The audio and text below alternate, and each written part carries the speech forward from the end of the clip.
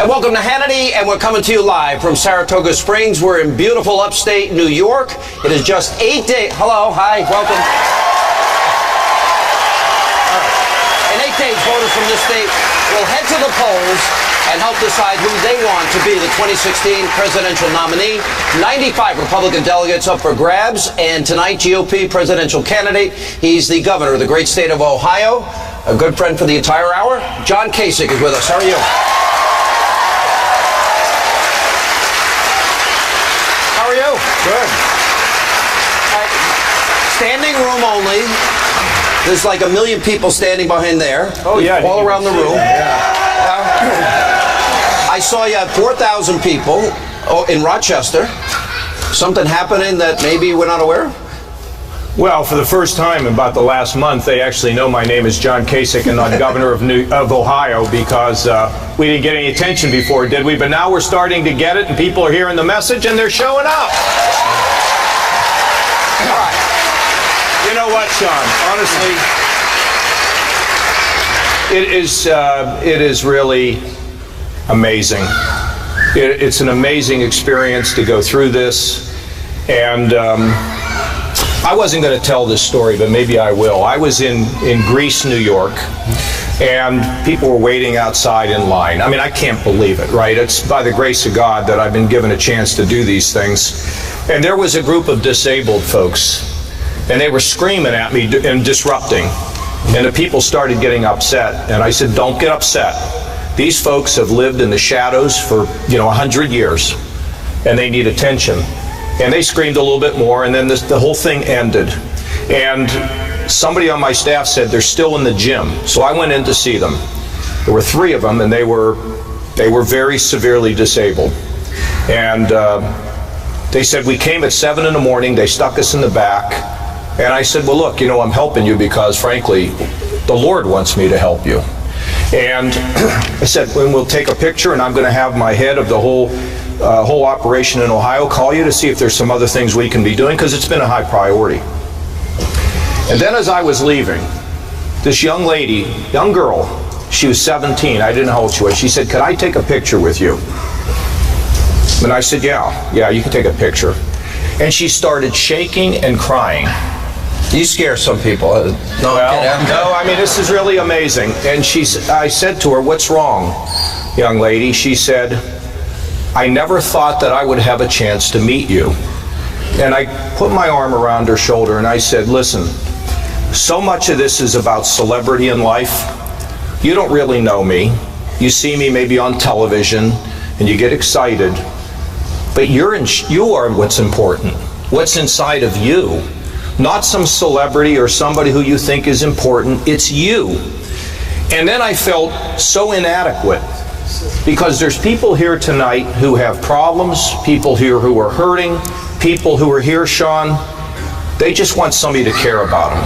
And I always feel so inadequate when I see a group like this, and I kind of like, what can I do? What is it that I could personally do to just make everybody feel a little bit better? You got a fan over there. No, but you and I, Sean and I have known each other for a very long time. And Sean's been, he's had groups like this all over the country. I've seen it happen. And Sean, you and I, my dad carried mail. Your dad was a police officer. He was a probation officer. I lived in probation my whole life. Yeah. Yep. Well, you look at them and they just want to believe that life can be better, that their kids can do well, that they're going to get a fair shake. And it's amazing that we have a chance to be able to, in some ways, I agree, help you and help each other, which is really what matters. Like I told that young lady, a young girl, the spirit of our country rests in us, not in a politician, not in a celebrity. It rests in our families, our neighborhoods, and our communities. Before you came out, I tell my stupid jokes a little bit, but I do say one serious thing before we do these interviews to every audience. I've asked you this question before. When you think of the magnitude of the numbers, 95 million Americans out of the labor force, 50 million in poverty, 46 million on food stamps, real Americans, real families, our friends, our neighbors, really suffering. And to add one point, government's hurting them. Government's not helping them. And we now have doubled our debt. We now have 120 trillion in unfunded liabilities. And I worry if America's in such a decline, if we can reverse it. Am I too negative? Yeah, I think we can reverse it. But here's the thing, Sean. If you go to a doctor and you say, how can we have a healthy economy? The doctor will say, do not crush small business with regulations because you will put them out of business and people will lose their jobs. Okay, number one. Make sure you always cut taxes for people and for companies so they can employ more people. And thirdly, let's have some common sense and let's balance a budget. So you go to the doctor. Yeah, those are the three things. So you go to the doctor and you say, and the doctor says, I said, well, I'm not feeling very well. He says, well, what are you doing? I said, well, we are regulating businesses out of existence. We're raising taxes on everything that is happening in this country. And finally, we've blown up the budget. Wonder why you're not feeling well. There is a formula that works. I did it in Washington, as you know. I've done it in Ohio. Put a team together. Throw out all the goofy politics. Focus on the problem and go fix it. That's all you got to do. When you did leave a, $5 trillion surplus. What was the deficit that you conquered? Because I mean, it was real. I don't have that number in front of me, but it was, giant. We paid down $500 billion of the national debt. Right. And we had 4 years of a balanced budget. But you know what happened? And this is the thing that burns you up. I left Washington. We had a projected $5 trillion surplus. It could have provided private accounts for young people in addition to Social Security. And it was the House Republicans, the Senate Republicans, and the President spent it, and the Republican President spent it all. The difference between Republicans and Democrats love to spend, so do Republicans. Republicans just feel guilty when they do it. Yeah. And that's why you have to, Sean, you got to have somebody that stands in the breach and says, we got to remember all the people, not the special interests that so angry at Republicans. John Boehner was Speaker. He had the power of the purse. I read the Constitution, and they wouldn't use it to balance the budget, and the debt went up $4-point-some-odd trillion with a Republican Speaker and a Republican House. They didn't keep their promise. They didn't stop or Obamacare or defund it, and then they went ahead with the executive amnesty, and they ended up funding that when they ran in 2014 and said they wouldn't. Well, I don't think that anybody should make a promise when they run for office that they don't legitimately think they can keep. And that's what happens all the time. You know what? A lot of people in this country, when they saw me in the debates, I would talk about my record in Washington, my record in Ohio, and people would say, why do you keep talking about that? I'll tell you why. Today, if a politician's lips are moving, we believe they're lying. So the reason why I talk about what I've done is if I tell you I have done it before, then I have credibility to tell you what I'm going to do because of this. I'm a citizen too. People want my vote. When they come to see me, they say, I want to be this, I want to be that. I said, what have you done? I don't want to hear about all these great things you're going to do. How can I believe you? What have you ever done in your life that convinces me that what you tell me is true? And so that's why I talk about it. I want to just say this to everybody here. Look, I know we're worried about the security of our job. I know we're worried our kids got education. They're still living at home. I understand all of that. This can all be fixed if we work as Americans, if we're able to enact conservative ideas and bring the country together. Sean, look, when we balanced the budget, when I left Washington, with Senator Domenici, we had enormous job growth, wage growth, no discussion on income inequality, and bet you that Hillary Clinton will be talking about the Clinton economy when she runs this fall. And the only reason why we got to a balanced budget is because the Republicans, House and Senate, we had guts, and we acted as public servants and not as politicians. Really important. Am I right? Let me I actually was there because Newt Gingrich was the Speaker, and I was there emceeing his event the night he became Speaker of the House. And you're right, because President Clinton at the time said, oh, we'll balance it in 7 years, 8 years, between 7 and 9, between 8 and 10. Or we'll use phony numbers. And then you insisted with Pete Domenici on numbers, and we did get to a balanced budget. You're giving a speech tomorrow. 2 paths.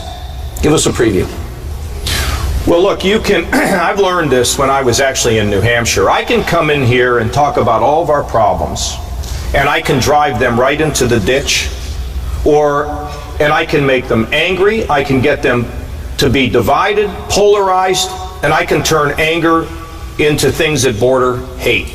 Or I can come in here and acknowledge all these problems, but I can tell you how we can fix it. Now look, you just asked the question, is America in decline? Are you kidding me? Our economy is just this, by far the strongest in the world. We're the center of innovation. We're the center of invention. Medicine, if you take a look at life expectancy, transportation, we just are dominating the world. Now we're drifting. We can fix it. And we don't want to be saying America's worst days are behind us. Look, you do a good job when you're realistic, not pie in the sky, and you can convince people that if we can shed the nonsense, of course we can climb out of this. We've had a lot worse times than what we have right now. The problem, from my vantage point, is I don't see the political will to get it done. I'll give you one example. Agree with that. How about, for example, we have illegal immigration. Republicans have said they're going to build a fence. Democrats, they don't want to build a fence because they want a constituency. Republicans want cheap labor, and there's no fence built, which means not only can people come here that want a better life and jobs, but so can ISIS. They have failed the American people on simple, basic tasks. Well, look. But you didn't give us a preview of the speech, so I have to go back to that. Well, that's a little, I mean, it's going to be a humdinger, I believe. But here's what I wanted, but it's going to be clear. But here's what I wanted you to know. We reformed welfare, had to get the Democrats to go along. We balanced the budget, which is one of the hardest things to do because everybody wants to spend, and we got that done. In Ohio, we went from way in the hole to now we're running surpluses. We're up 400,000 plus jobs. You see, Sean, you can't really lead from the House and the Senate. You can try. Newt found out you couldn't do it. You got to lead from the White House. And let me just tell you this. We will freeze all federal regulations for 1 year except for health and safety. We'll unwind the regulations we have. We will force the Congress to vote on regulations coming out of the bureaucracy in excess of $100 million.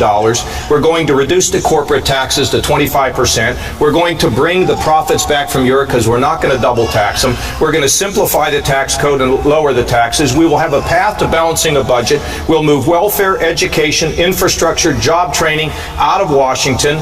We will fix Social Security. We will secure the border and have a path to legalization and never citizenship. And then we will tell the world that we are, in fact, the leader of the world. And I promise you, I will have a plan to Congress within the first 100 days that will do all of that. Every little bit of it.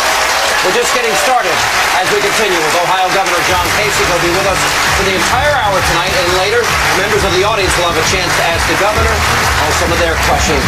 It's Hannity on the road in Saratoga Springs in beautiful New York as we continue.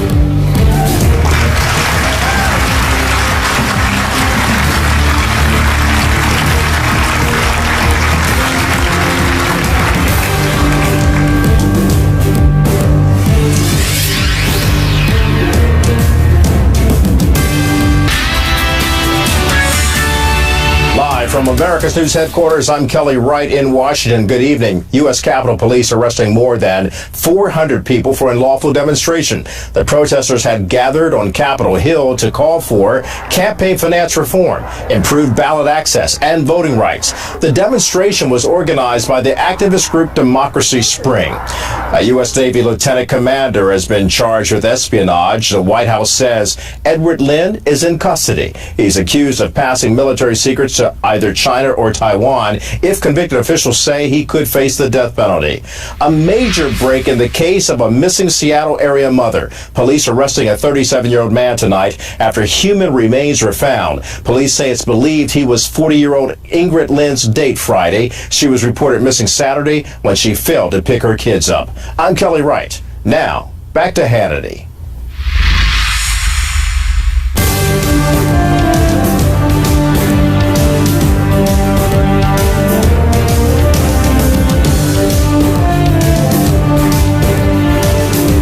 Welcome back to Hannity. We're on the road. We're in Saratoga Springs in New York for the hour. We have Ohio Governor John Kasich with us. He's the guest. All right. I have to ask you a questions about your path, but I want to hear more of your vision, because I think we don't ask enough of that, and I think that's legitimate criticism. But you said you're giving the speech tomorrow, 2 paths. I asked you for a preview, and you ducked my question. No. No, I'm teasing. Well, I mean, we started talking I'm going to just talk about whether we're going to live in the ditch or whether we're going to come out of the ditch and realize the sun can come up. You really, because maybe it's a part of me at times is always optimistic. We've been through a depression, world wars, 9/11. We've had great challenges as a country. We've overcome it. But I've never seen a time where Americans are so divided. They are, but you know, I think, Sean, it gets to be about realistic solutions, a record that shows you can do it. But here's the other thing. You have to show people in the other party respect. You can't trash them. It's like, now look,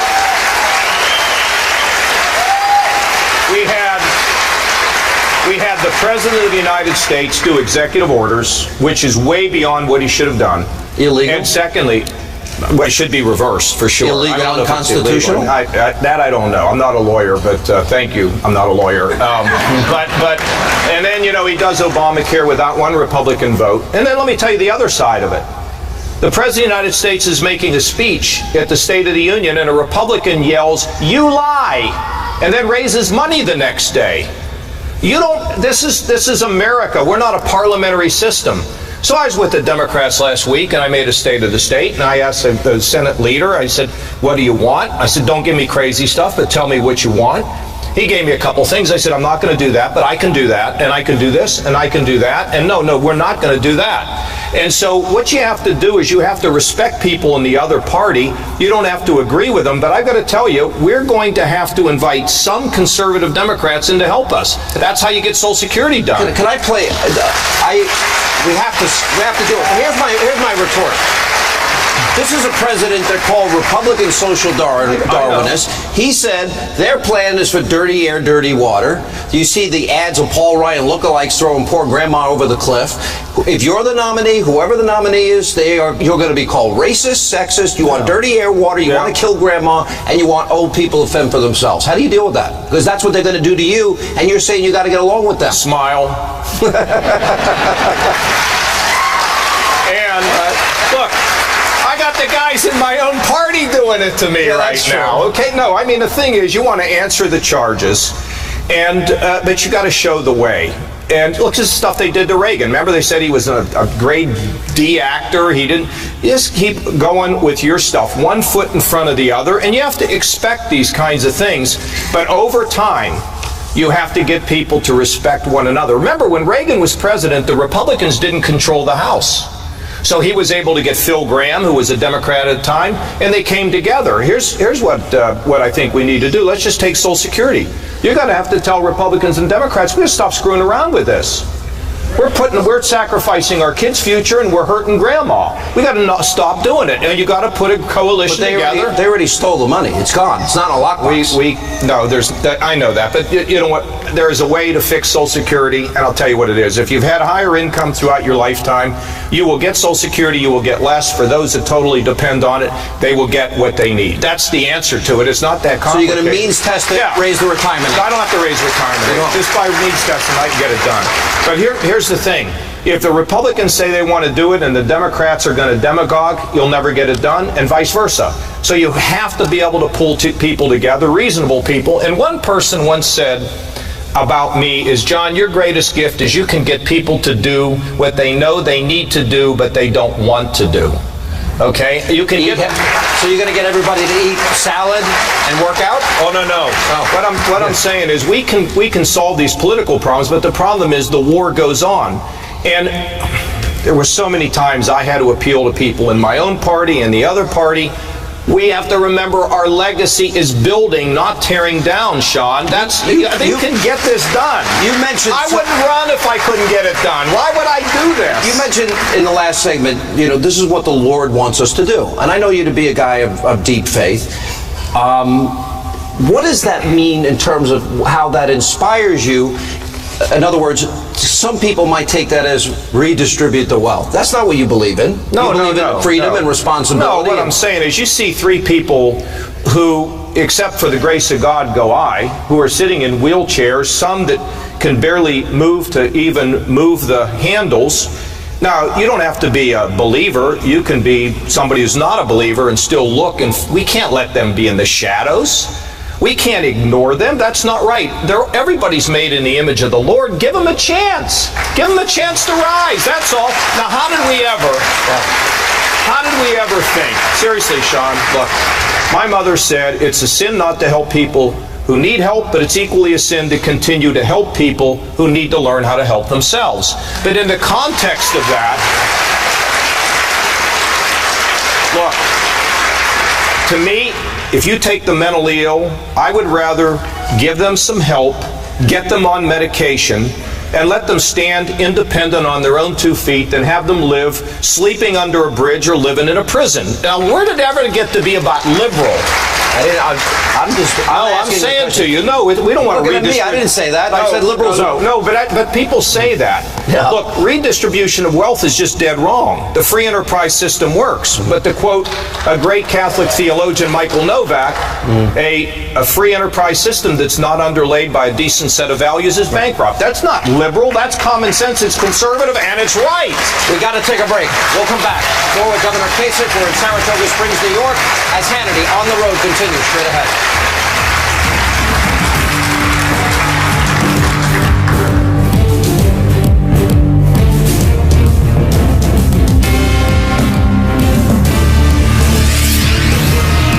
Plug.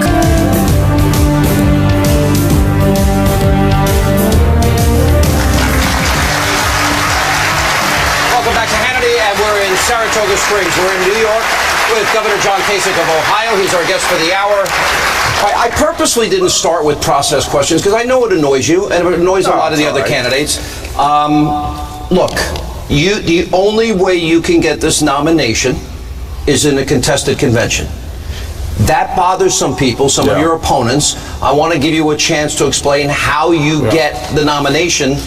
You know, I'm not comparing myself, but that's what they told Lincoln when he was going to that convention. He got it on the third ballot. Yeah. But you know what he told everybody? He said, "Let me just be your second choice. If you're not for me first, how about?" And he snuck it in there. Look, Sean, nobody's going to have the 1237, as I think that's the number you need. And we're going to go to a convention, and there's a misunderstanding of conventions. Who's going to be there? It's going to be party faithful people who work for 30 years, stuffing envelopes. There'll be ward leaders. There'll be, state legislators, former politicians. But when you go into a convention, you start to now assume a certain weight and a heaviness on your shoulder that you didn't have before you got there. I saw it in '76 because I worked at that convention for Governor Reagan. And what they're going to do is they're going to look at two things. Who can beat Hillary? And I hate to say this, but I'm the only one who consistently beats her in every single poll. Right. Shouldn't hate to say that.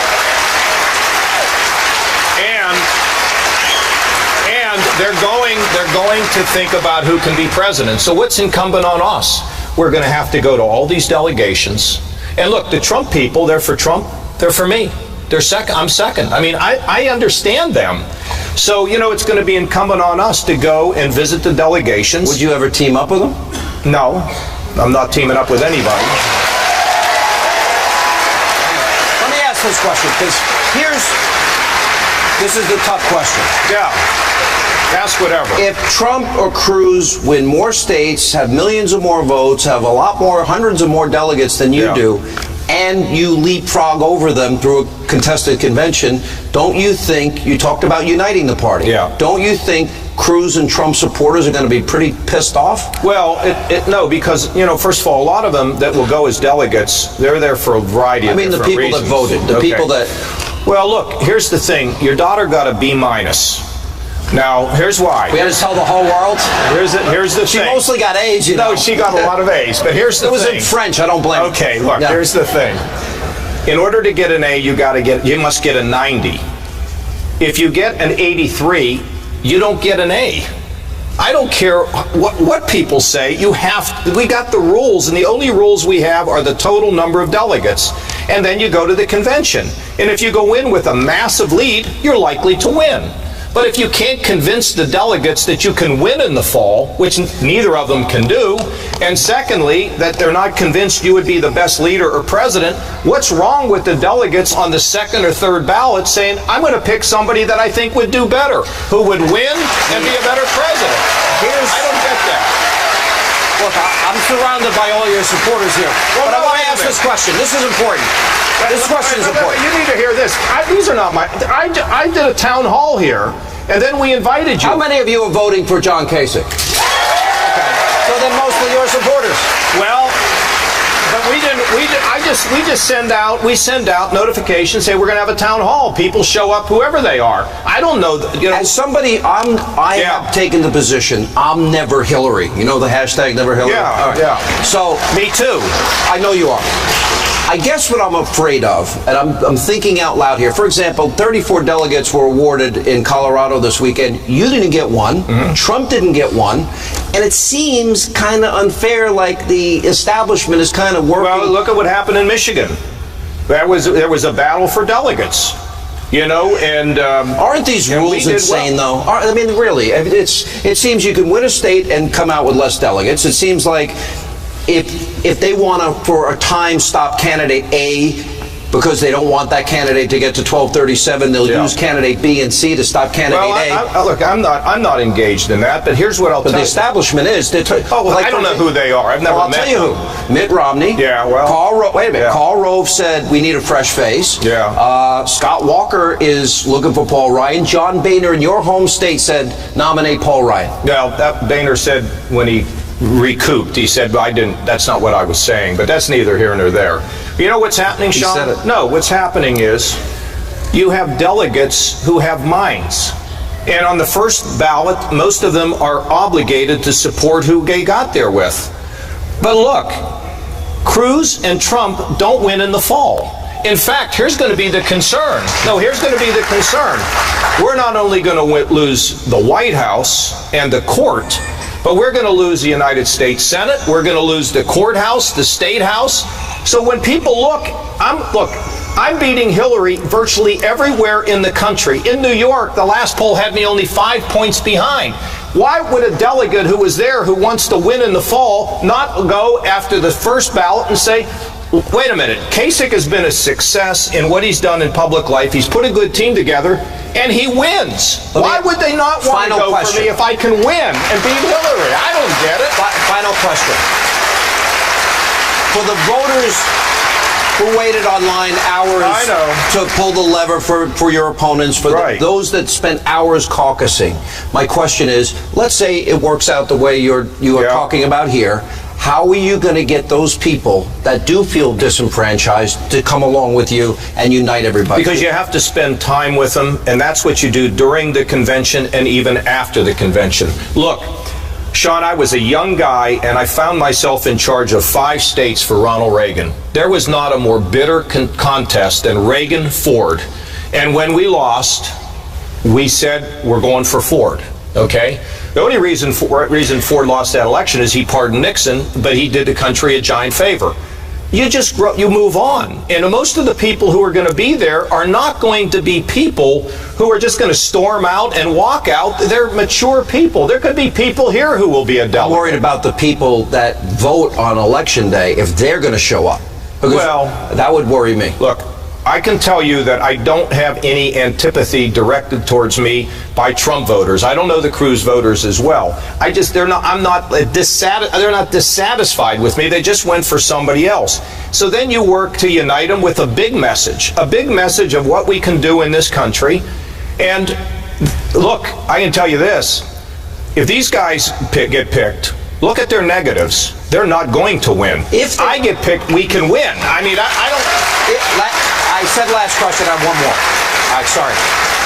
If they brought in somebody who hadn't run and they leapfrog over all of you, I would be angry, wouldn't you? Well, look, it's going to be. You know what? I'm running for president. I'm in Saratoga, New York. I'm having the time of my life. Until I can. I know. All right, we'll take a break. We're done with that part.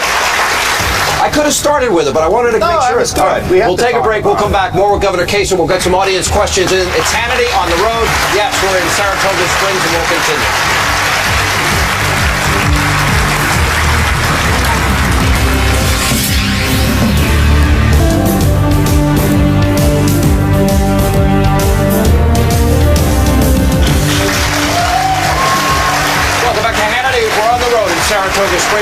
with Ohio Governor John Kasich for the full hour. All right, ready, lightning round. How long would it take you to balance the budget? We estimate it would be 8 years, but I think it'd probably happen much sooner, 5 or 6. But it wouldn't matter because once we had the plan in place, the economy would start working. Would you support cutting the size of government, meaning eliminating baseline budgeting? Oh, yeah. But here's the way you do it. You get a cabinet, you say, I want you to give me a budget that represents 90% of what you had last year, 95% of what you had last year, and you bring and give that to me. Is the penny plan a good idea? Yeah, cut a penny out of it. We've got to do a lot more than that. How soon could you make this country energy independent? Well, I think that's around the corner. I mean, in New York, they ought to learn how to get their resources out of the ground. We're doing it in Ohio. All right. A lot of people, especially here in upstate New York, let me go back to the first question, because here's the thing. Once you have a plan that begins to freeze federal regs for some period of time, you begin to drive these tax cuts, particularly the corporate tax cuts, so people will invest in America, and you have a path to a balanced budget. If you ask the small business people here, they'll tell you if they were certain of that, they'd start working. So you get the economic activity a lot faster than when you get to the final. Are New York's restrictive gun laws unconstitutional in your mind? No, I don't know. No. Are they unconstitutional? Yeah. No, I believe in the Second Amendment, and when you violate it, that's wrong, and that's why, just, you don't do that. I'm a Second Amendment guy. You're pro-life? Yep. Okay. You're pro-religious freedom? Yeah, but it depends what that means. Should the Little Sisters of the Poor be forced? No, they shouldn't. No, okay. Who are your two favorite justices on the Supreme Court? Well, my favorite, of course, is the man we just lost. He was far and away my favorite judge.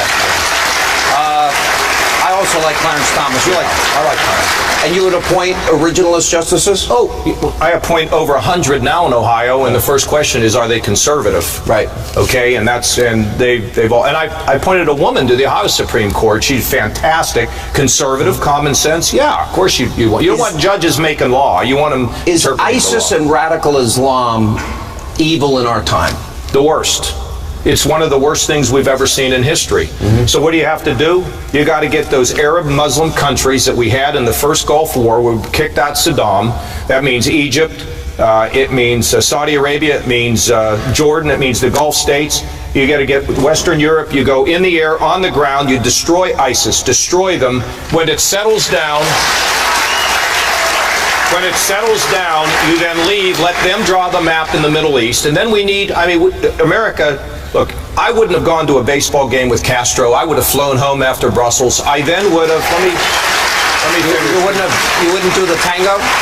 No, I would have come home, I would have met with my military and intelligence officials, called all the leaders in Europe, sent my team to Europe, discussed our vulnerabilities, fixed them, because what we need is the civilized world, all of the civilized world against these barbarians. These are a cult of death, and what amazes me, Sean, is how can these people sit in an apartment in Europe and plan to take a bomb to an airport and kill our families? We have to destroy those people, and here at home,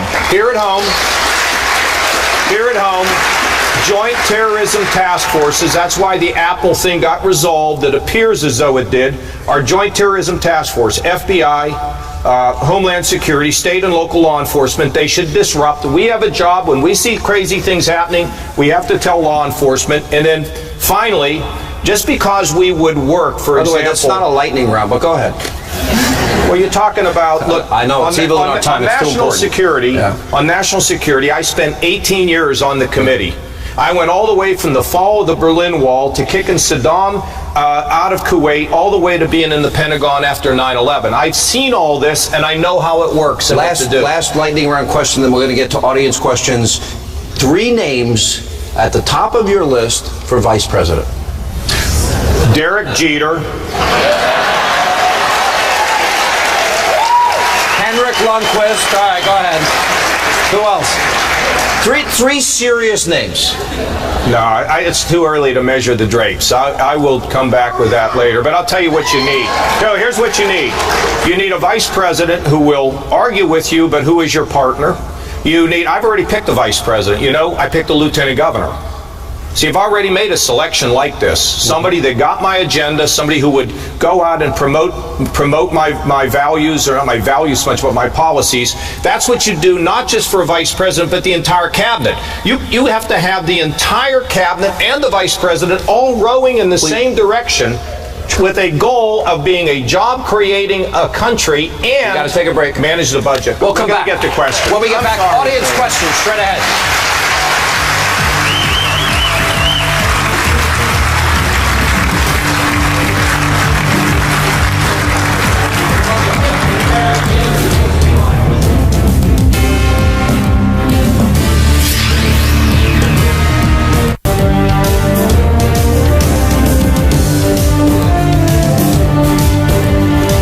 Welcome back to Saratoga Springs in beautiful New York. Ohio Governor John Kasich is with us. All right, we got first-time caller, long-time listener. What's your name, sir?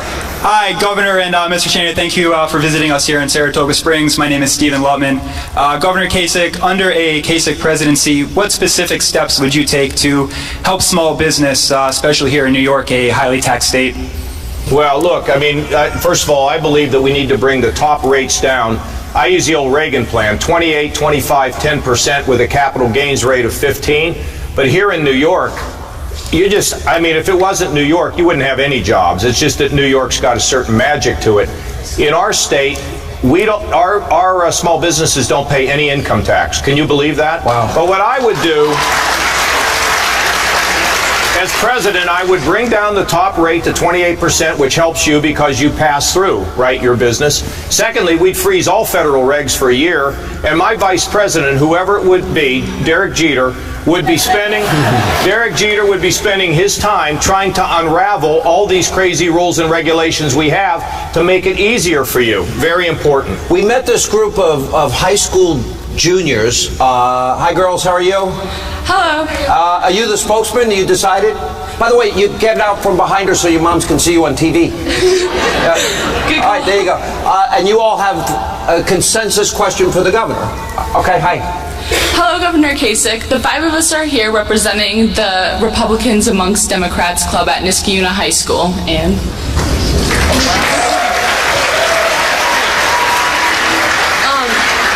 what is one message you'd like to convey to high school voters? Great question. Well, look, I mean, the most important thing is for you five to realize that you've been made special. There's nobody ever been like you before, and there'll never be anybody like you again. And you have a purpose here, and you need to live a life bigger than yourself. And you need to realize that by living a life bigger than yourself and changing the world where you live, that's your purpose in life. That's where you're going to find satisfaction. So I want you to have big hopes, big dreams, lots of confidence in yourself, because you're the generation that we're counting on to continue to improve our country. Number two, we're going to create an economy where you can realize your God-given purpose through some of the work that you're going to do. It's really, really important. And I'm going to give you another tip. When you go back to school tomorrow, you meet with your guidance counselor. And you say to your guidance counselor, these are the things I'm trying to do. This is what I might want to be. Tell me, are those jobs out there? And secondly, how do I get one? Okay? We need to train our young people with the skills they need. All right, girls, thank you. If I can add one little piece, and don't date any boys. None. They're all horrible. All right, real quick, one last question, and we only have about a minute. You got to really hurry as we turn it out. Hi, how are you? Good evening, Governor. I'm Karen Majanowski from Clifton Park, New York, and my question is, what steps will you take to handle the nation's current immigration situation? Well, look, we got to finish the border for sure, okay? And then anybody who tries to come in has to go back. No excuses, no debate. Have a guest worker program where people can come in and go home. And finally, for those that are here, they can have a path to legalization if they have not committed a crime since they've been here, pay back taxes, a fine, but never a path to citizenship, but a path to legalization. And I think we can get this issue behind us quickly. I believe that, okay? Governor, we got 30 seconds. Your final word to the crowd. Well, look, the spirit of our country rests in us, not in politicians, not in the government. It rests in us and our families, our neighborhoods and communities. And you're going to have the tools, if I'm president, to do the things you need to do here. Change the world. Believe it. You can get it done, and America's going to rise for us, for our children and our grandchildren. God bless you, and thank you very much. Governor, thank you. We appreciate it. When we come back, final moments as we continue from Saratoga Springs. We're in upstate New York as Hannity continues.